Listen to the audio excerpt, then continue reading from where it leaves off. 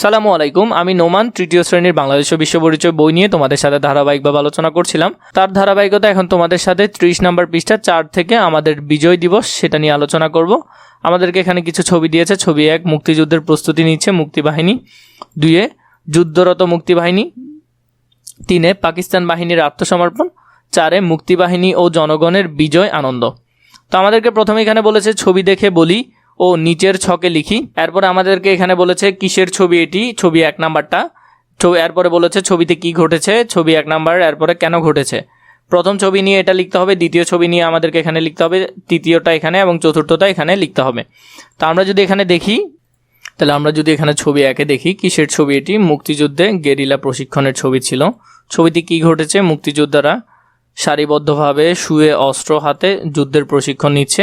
দেশকে স্বাধীন করার জন্য মুক্তিযোদ্ধারা যুদ্ধের প্রস্তুতি নিচ্ছিলেন। প্রশিক্ষণের মাধ্যমে তারা দক্ষ হয়ে পাকিস্তানি বাহিনীর বিরুদ্ধে লড়াই করার জন্য নিজেদের প্রস্তুত করছিলেন।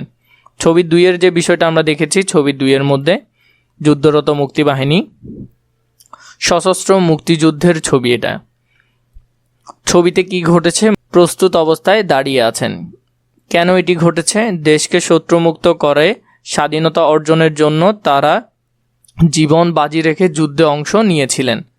এর পরের ছবি দেখছি আমরা পাকিস্তানি বাহিনীর আত্মসমর্পণ। কিসের ছবি, পাকিস্তানি বাহিনীর আত্মসমর্পণের ছবি। ছবিতে কি ঘটেছে, পাকিস্তানি বাহিনীর কর্মকর্তারা যৌথ বাহিনীর কাছে আত্মসমর্পণ করে দলিল স্বাক্ষর করেছে। কেন এটি ঘটেছে, দীর্ঘ 9 মাসের যুদ্ধের পর পাকিস্তানি বাহিনী পরাজিত হয়ে আত্মসমর্পণ করে, এর মাধ্যমে দেশের স্বাধীনতা লাভ করে। এরপরে ছবি 4-এ আমরা যেটা দেখলাম, বিজয় উল্লাস, মুক্তিবাহিনী ও জনগণের বিজয় আনন্দ। কিসের ছবি, মুক্তিযোদ্ধা ও জনগণের বিজয় উল্লাসের ছবি। ছবিতে কি ঘটেছে, মুক্তিযুদ্ধ ও সাধারণ মানুষের আনন্দে উল্লাস করেছে এবং বিজয় উদযাপন করেছে। কেন এটি ঘটেছে, 16 ডিসেম্বর 1971 সালে বাংলাদেশ স্বাধীনতা অর্জন করে, তাই সবাই আনন্দ ও গর্বের সাথে বিজয় উদযাপন করেছে। এটা খুবই গুরুত্বপূর্ণ, ভালো করে দেখবে। এর পরবর্তী বিষয়টা একটু দেখো। 1971 সালে 26 মার্চ থেকে শুরু হয় স্বাধীনতা সংগ্রাম। 10 এপ্রিল 1971 সালে গঠন করা হয় স্বাধীন বাংলাদেশের প্রথম অস্থায়ী সরকার। এই সরকার মুজিবনগর সরকার নামে পরিচিত। শেখ মুজিবুর রহমানকে রাষ্ট্রপতি করা হয়। স্বাধীনতা সংগ্রামের জন্য গঠন করা হয় মুক্তিবাহিনী। মুক্তিযুদ্ধে অংশগ্রহণ করে সকল শ্রেণীর পেশার মানুষ। অসীম সাহসে তারা যুদ্ধ চালিয়ে যায়। ভারত সহ কিছু রাষ্ট্র আমাদেরকে সহযোগিতা করে। প্রায় 9 মাস ধরে যুদ্ধ চলে। পাকিস্তানি বাহিনী অবশেষে হার মানতে বাধ্য হয়। 1971 সালে 16 ডিসেম্বর তারা আত্মসমর্পণ করে। আমরা বিজয় অর্জন করি। বিজয়ের মাধ্যমে আমরা অর্জন করি স্বাধীন দেশ, একটি মানচিত্র, জাতীয় পতাকা, জাতীয় সঙ্গীত ও আমাদের অধিকার। 16 ডিসেম্বর আমাদের বিজয় দিবস। আমরা প্রতি বছর যথাযথ মর্যাদায় বিজয় দিবস উদযাপন করি।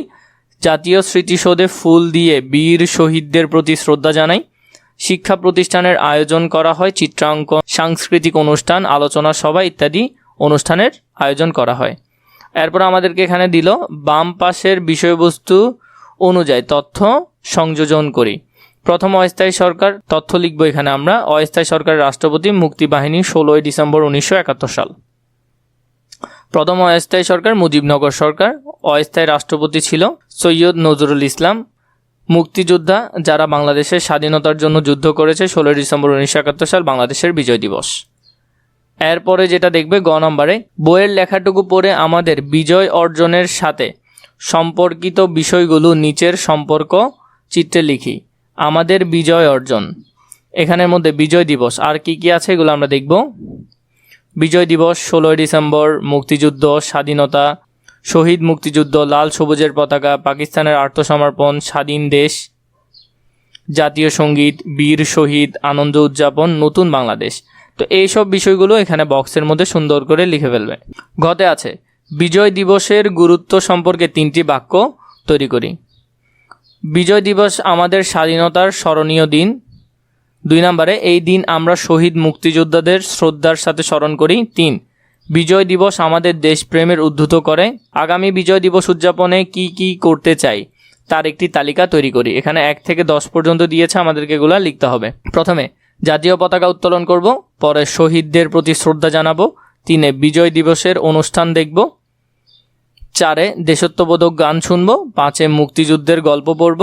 6 শহীদ মিনারে ফুল দেব। 7 বন্ধুদের সাথে বিজয় দিবসের কথা বলবো। 8 লাল সবুজ পোশাক পরব। 9 স্কুলের অনুষ্ঠানে অংশগ্রহণ করব। 10 দেশকে ভালোবাসার শপথ নেব। তো এইভাবে করে তোমরা এখান থেকে সুন্দর করে এগুলা পূরণ করে ফেলতে পারবে।